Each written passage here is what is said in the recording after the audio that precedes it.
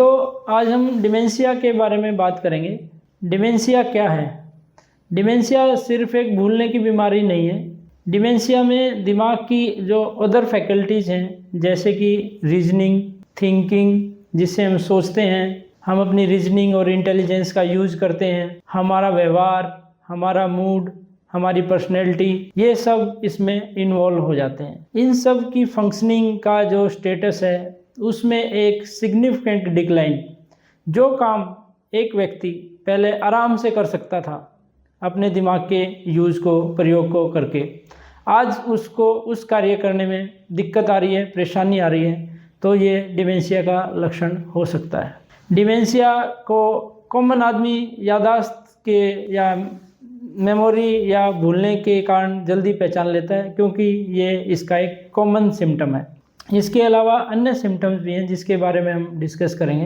अगर ये सिम्टम्स आते हैं तो कई बार डिमेंशिया को लोग पहचान नहीं पाते। इसमें कि जैसे उसको याददाश्त के अलावा उसकी पर्सनैलिटी चेंज हो जाती है, वो चिड़चिड़ा हो जाता है, गुस्सा करने लगता है, व्यवहार बदल जाता है, तो ये भी कई बार डिमेंशिया के शुरुआती लक्षण हो सकते हैं। डिमेंशिया सिंपल भूलने की बीमारी नहीं है। एक आध बार हम लोग भी कुछ भूल जाते हैं, जैसे कि चाबी रख के भूल गए, किसी को कोई काम था वो कहना भूल गए, ये सब डिमेंशिया नहीं है। डिमेंशिया तब होता है जब भूलने की समस्या के कारण व्यक्ति की डे टू डे एक्टिविटी काफ़ी हद तक प्रभावित होने लगे। वो अपनी डे टू डे एक्टिविटीज़ की फंक्शनिंग नहीं कर पाए प्रॉपर तरीके से, जैसे कि वो रास्ता भूल जाए, जिस जगह पे वो बार बार जाता था उसको उसका रास्ता याद ना रहे। घर में ओरिएंटेशन, जैसे कि किचन कहाँ है, जाना उसे किचन में था, वो टॉयलेट पहुंच गया, ये डिमेंशिया के लक्षण हो सकते हैं। ऐसा नहीं कि आपने चाबी रख दी, मोबाइल रख दिया, चश्मा रख के भूल गए, ये डिमेंशिया नहीं है। ये यंग आदमियों में भी हो जाता है। इसको हम कंसंट्रेशन या लैक ऑफ कंसंट्रेशन कहते हैं। ये चीज़ें दिमाग ने रजिस्टर ही नहीं किया।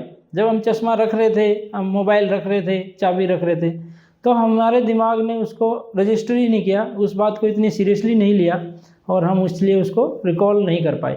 रजिस्टर ही नहीं हुई चीज़ हमारे ब्रेन में, तो वो रिकॉल नहीं हो पाई। इसलिए ये कोई सिग्निफिकेंट बात नहीं है।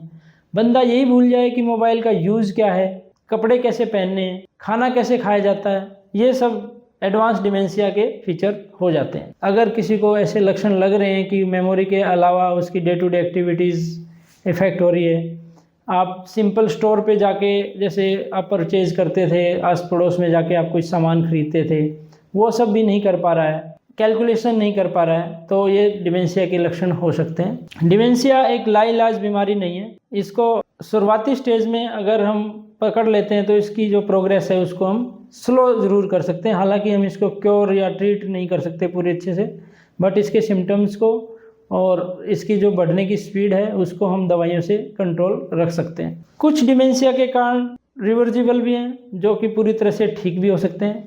इसलिए अगर किसी मरीज़ को डिमेंशिया के सिम्टम्स आ रहे हैं तो उसे चाहिए कि वो तुरंत से तुरंत डॉक्टर से मिले, ताकि हो सकता है उसका डिमेंशिया रिवर्जिबल हो। रिवर्जिबल डिमेंशिया में अल्कोहल का यूज़ ज़्यादा हो, विटामिन B12 की कमी हो जाए, थायराइड हो जाए, या और कोई मेटाबॉलिक प्रॉब्लम्स लाइक सोडियम की कमी हो जाए, इस तरह से कुछ इश्यूज हैं जो अगर ठीक तरीके से डिटेक्ट हो जाएं और उनका प्रॉपर ट्रीटमेंट मिले तो ये डिमेंशिया की या भूलने की या व्यवहार की समस्या पूरी तरह से ठीक भी हो सकती है।